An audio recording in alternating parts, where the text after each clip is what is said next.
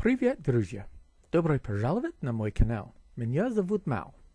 Вот KV-2 модель танк от Trumpeter в масштабе 1/35 шкала. Or something like that. That's the extent of my Russian. This is the start to the series of the Trumpeter 135 KV-2. It's for a group build called Faka the Snowman, where snow is the main theme. So I plan to do a bit more scenic of a scenic base for this one. There'll be the tank, some snow figures, and beyond that, I'm still thinking. But first, the tank. Let's go ahead and get started. I've already done an unboxing, and the link for that is down below. This kit shares many of the aspects to the SU-152 that I just finished. That playlist is also linked down below. And essentially, the bottom part of the hull is going to be very, very similar, right? So we're going to go ahead and crack into the building of that.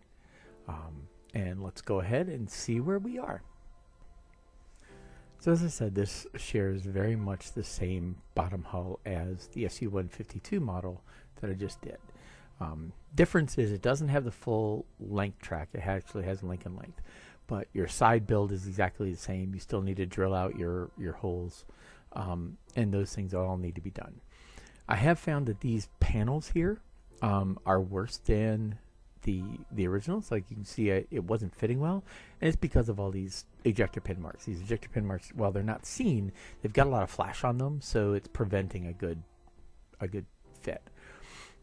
Just going through here, you kind of need to take some extra effort and make sure that you've got that, pinned up and gone together. Other than that, it's very straightforward. The build pretty much is just go step by step, do the things that you need to do. This back piece was another one that sort of fit. Really needed to be a little careful of cleaning it up so that it would fit into the space it needed to go. It was a little bit wonky, but once I sanded off the flash and the sprue gates, it actually went in fairly well. But you can see that there's some cleanup there. But honestly, that was really the majority of the gotcha for this. For the most part, though, it really did go together fairly well, just like the one for the 152. This one does not have the PE parts, so you can see right here at the back. There's a big PE part that goes at the tail end of that on the 152. This doesn't. It's all plastic, and they all work together well. Now I go through here, seam lines. Oof. All of your parts have seam lines. I mean, they're for the ones that are fairly bulky, you're going to have a lot that you've got to clean up, right? You're going to see it on things like that. Another thing that I found, like here with the front gun mounting, the hull machine gun, the holes don't mate up well for the part, so it's just easier to clip it and put it in, just position it, clean up the part, and just drop in a bit of Tamiya extra thin, and it goes together well. But there is cleanup, right? You can see that there's a Vallejo mark. Now here, like, I'm marking pieces that I'm not going to actually put on, so that I'm going to come back, because I'm afraid I'll break those, right? Now I'm going to try something. I'm going to do all the wheels, right? As again, seam lines everywhere. So there we go. There's the look, right? Seam lines on the wheels. And I think just about every tank model has this issue. So clean it up as best you can. Either scrape it with a knife, sand it with sandpaper, sanding stick, whichever. I found that it worked similarly depending on which one I was on. Couple of fit issues, again, using Vallejo modeling putty. And then doing the sprocket wheels. I know that there's some grief folks have because the sprocket wheels are mounted, the sprue gates are between the teeth. Honestly, because you've got to clean the seam lines, I found that to be not that big of a deal, right? So you go through and you just do the trim you need to do on that. It's actually not that difficult because there's plenty of room between the teeth. And then you've got to scrape between every tooth anyway, right? And to get those cleaned up. The piece that I had just done just prior to pulling this was the cap for this, and it didn't quite fit, so I had to put a little bit of that Vallejo putty in the edge. Now I'm just going along doing the detail parts for the hull. again, highlighting the things that I will do later because they'll get in the way of weathering, etc. And now we're going to deal with the tracks. Again, seam lines or ejector pin marks everywhere. So I took the time. I just sanded those off while they were on the sprue because it was easier to get to them.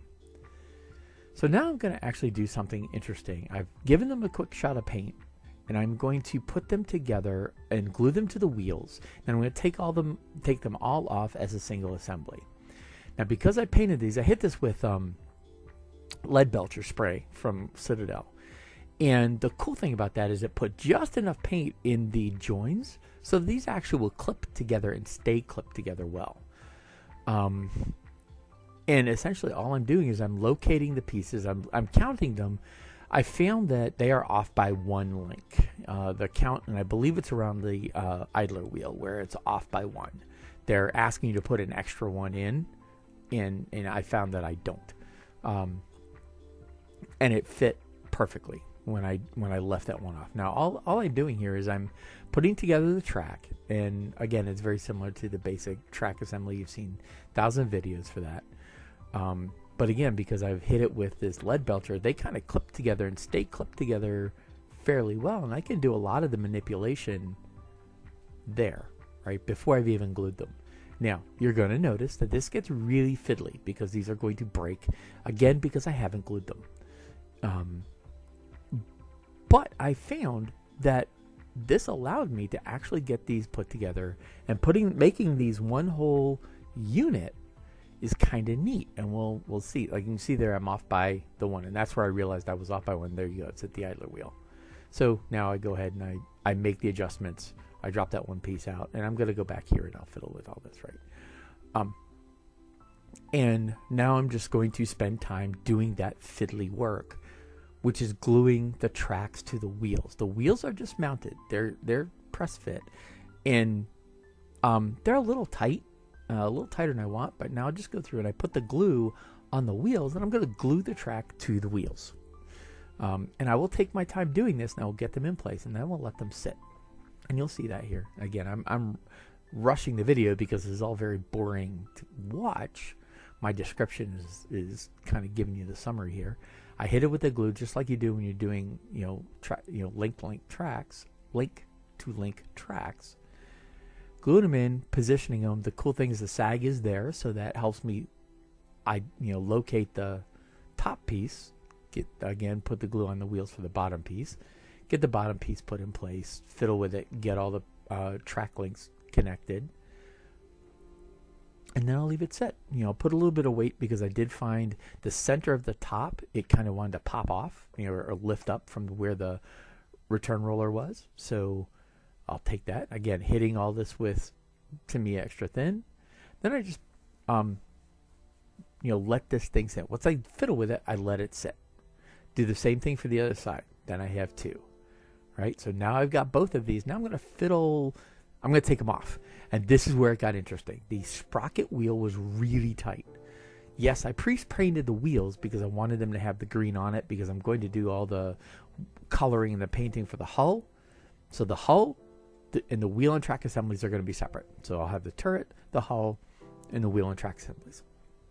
That's how I'm going to paint them all in separate units, and you'll see how that works, right? The way this is worked out, again, it took some fiddly work here. It's not easy, but it actually isn't that difficult to do. It's pretty straightforward. Just take your time. And I found that I would glue this and then let it sit.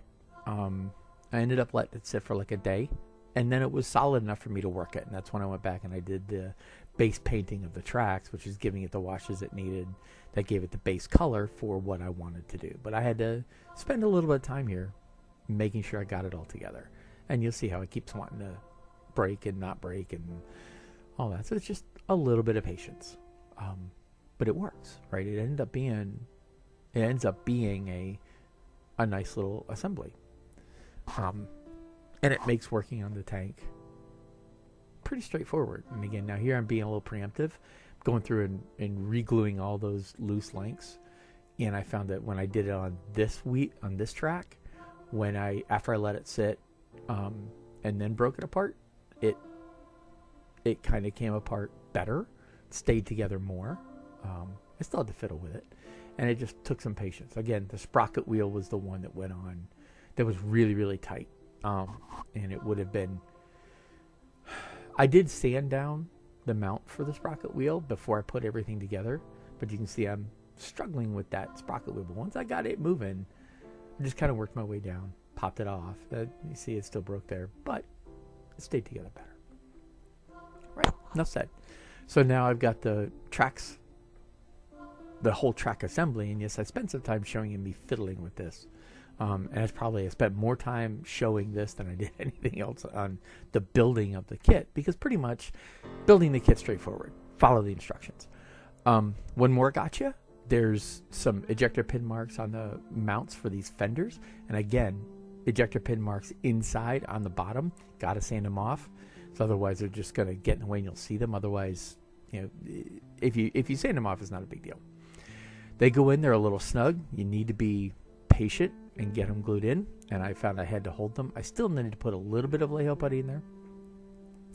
And then putting the bracket pieces on, I found one more little getcha, and that's that they don't quite fit the slots. I ended up having to sand them off, sand each one of them, and then they fit. And it was, again, fiddly work, but not tough. Just patient, right? And look to see what works and what doesn't. Once I got all that done, I went to doing the turret. Again, just follow the directions. The one thing I did do is, like, the turret top, like the hatches, I didn't bother with putting the little hatch hinge in there because it's not going to open up. There's no point. So I just glued the hatches in place, and that was that. There's no interior, so there's no point in showing it open. And there we go. We're now built. We can move on to the assembly, move on to the painting of our model. So I hope this was helpful and useful, and I'll see you in the next video. Until next time, happy modeling.